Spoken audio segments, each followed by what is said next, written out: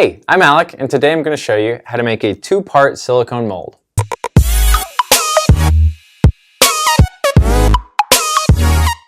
So here's the materials that I have here so we can make a mold of our 3D printed fill. Didn't do anything special with fill. I could have acetone vapored him and printed him in ABS. I could have done poly smooth and done it in the poly sure, but this is just a 200 micron print just to show the level of detail you'll get out of this. Before we get started, let's clear off the workbench. And let's put on some protective gear. Okay, so we have the stuff we need to make the mold box, which is the actual thing that's going to contain all the silicone when we're making this mold. So first I'm going to take fill, measure out his dimensions, add on a little room. So like I said before, we're going to be molding fill, and when you do a two-part mold, you're wanting to do that because it has too many features that just wouldn't be captured in the one-part mold. So when you make a two-part mold, you need to figure out where's your parting line. And this is just where are you going to separate part A from part B. So when you're figuring out the parting line, you want to minimize how much is it going to be seen, which is why I'm not going to put it along his face. I'd rather put it along his side details where it's not going to be seen. I'm just going to take fill, lay him here, and just start building up clay around him. And I want the clay on the bottom to be at least ½ inch thick, because when we flip this over, it will be the same size box and we'll be able to pour more silicone for the opposite side.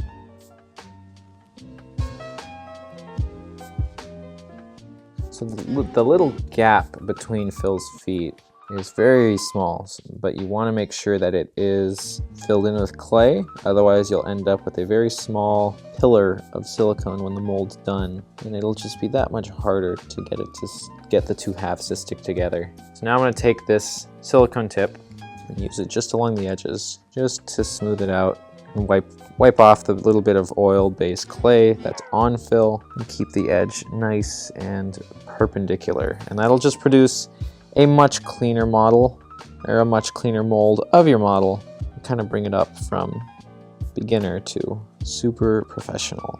So of course, there's always a tool you end up forgetting, and in my case, it was mineral spirits, which is actually really good and really helpful when you're using oil-based clay, because you can use it to smooth out either the clay barrier you've built up or clean all of the clay off of your model.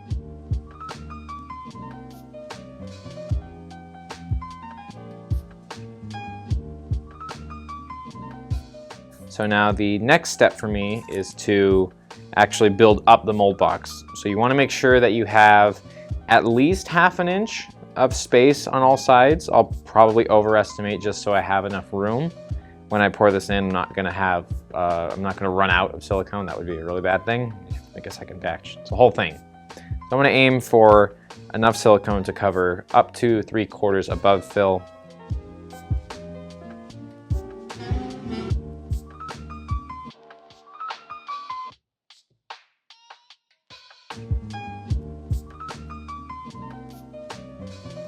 So the glue's still pretty hot and it's kind of dripping everywhere, but the next thing that I'm going to do is I'm going to now go in with a little bit more clay and fill in the gaps between the clay that I put in here and the walls that I just built up.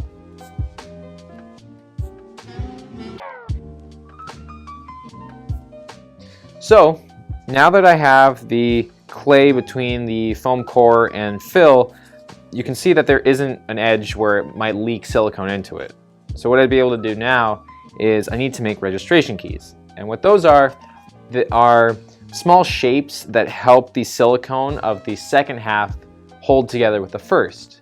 So whether it's just a small indentation all throughout this that helps point out which direction these have to go together, and not just, oh, duh, it's fill, I know how this goes together, but actual shapes within the mold walls, the walls of the two halves, that help them line up and that they're always the same, and you're not going to have a little shift where, sure, the two halves of fill may be against each other, but because you didn't have those keys, it shifted just a tiny bit in a couple spots, or maybe only in one spot. But the more keys you have, usually the better. I've seen people use things like acorn nuts, the back of a brush, or the head of a bolt. Really, anything that you can find that's not too obtrusive of a shape, that'll work just great as a registration mark. So there we go. Got a bunch of registration keys. Like I said, doesn't really matter how you do it, just make sure that you have a good covering, and you can do dots like this with the back of a tool, or you can make like a ribbon that you cut out so that lines it up like a snake.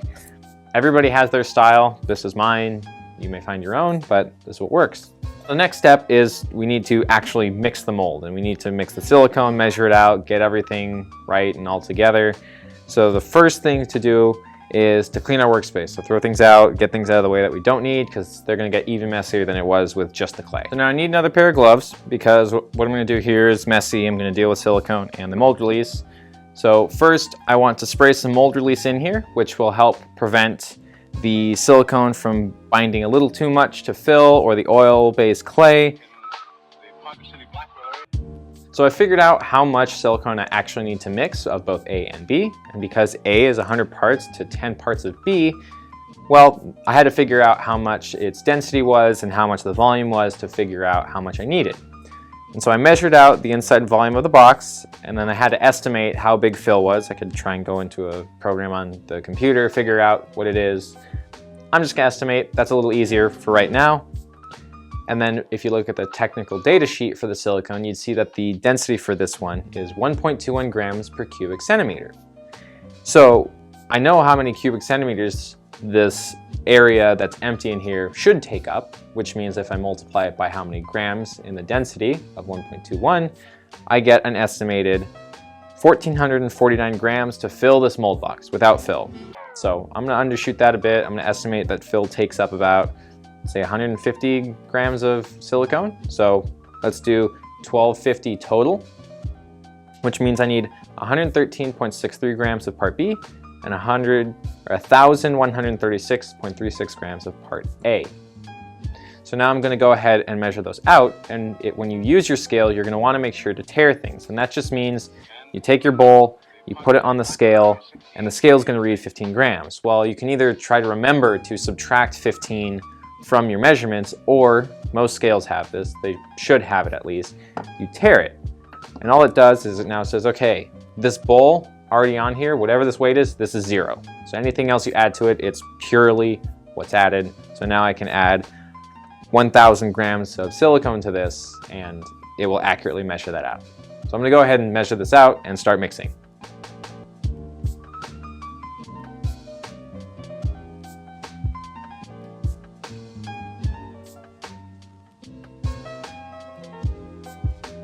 So this is part A and part B now. Part A is white and part B is blue. Reason being is once you mix the two, you can really see whether or not they're fully mixed. So any sort of streaking in there, it's really easy to see, and you're just gonna wanna keep mixing until it's one solid color. Once you start pouring this in here, you're ready to go, because you have 30 minutes and the clock is ticking. So I'm gonna mix this, and I'm gonna get ready, and let's do this. Cells behind it.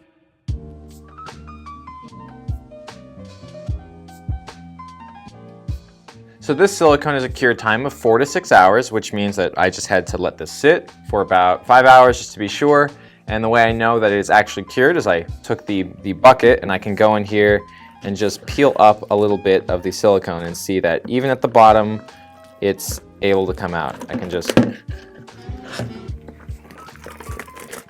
all comes out. So it's pretty cured by this point, so I can poke at it. It's solid. This is good.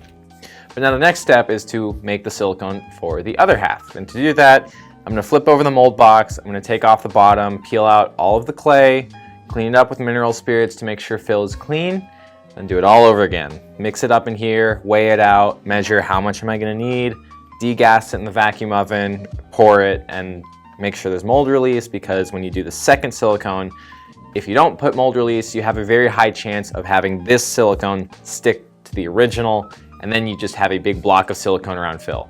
Now, it's not the end of the world, you still could get him out, but it's just one thing you just don't want to have to deal with. So let me start tearing this apart and mixing up and keep going. The Parker City Blackwell area is 68 degrees today.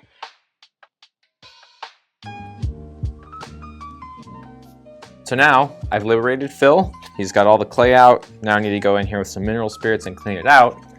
But then from there, I need to figure out where I want to actually be able to pour the resin in, or whatever mixture I want to cast from this mold. So I can see that there will probably be some difficulty with air bubbles between either the feet or the thumbs. So I'm going to use these cotton swabs and cut them off into little tubes basically, and just super glue them between the thumb and the top of his toe, and then once every casting is done, I can just clip that off, and that will make it just a little bit easier to cast Phil and not get any air bubbles.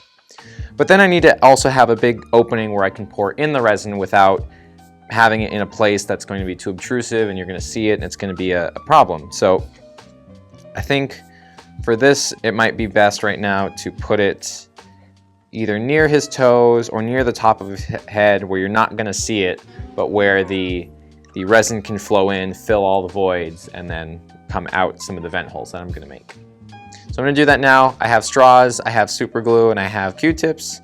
So I'm going to clean this out and then go with the super glue and make some vents.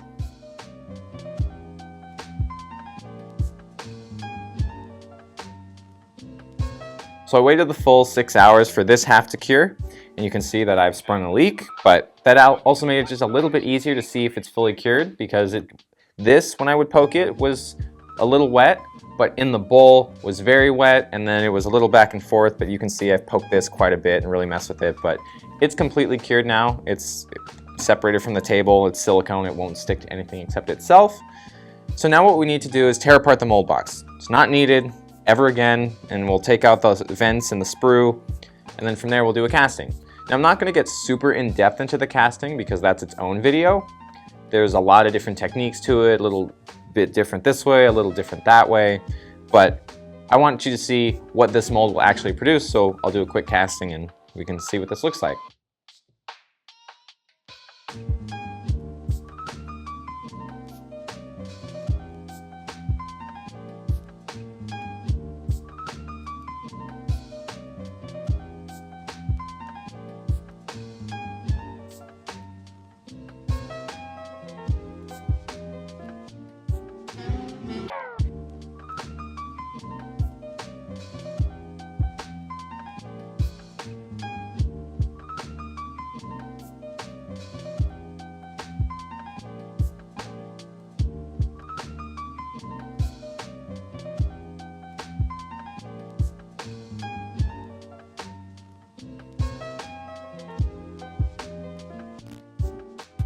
And in the Parker City Blackwell area.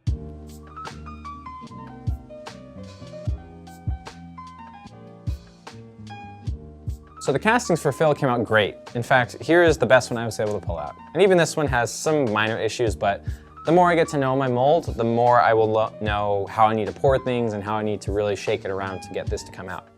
In fact, the way I found worked best was pouring it through just the funnel left me with half a fill. Didn't have enough time to flow through because the resin I'm using cures in about 3 minutes. So from mixing to pouring, I have 3 minutes before it starts curing solid. So I poured it in the first half, closed it, and poured it in the second half, and that's how I was able to get a full solid fill. So he's not hollow, this is 100% solid. And then of course there's a little leftover resin. So I used the old MatterHackers logo molds and poured it in here, so we have a little more to do with the resin. But hopefully, now that you know how to make a silicone mold, and a 2-part silicone mold specifically, you have some new ideas on how you might incorporate it into your workflow.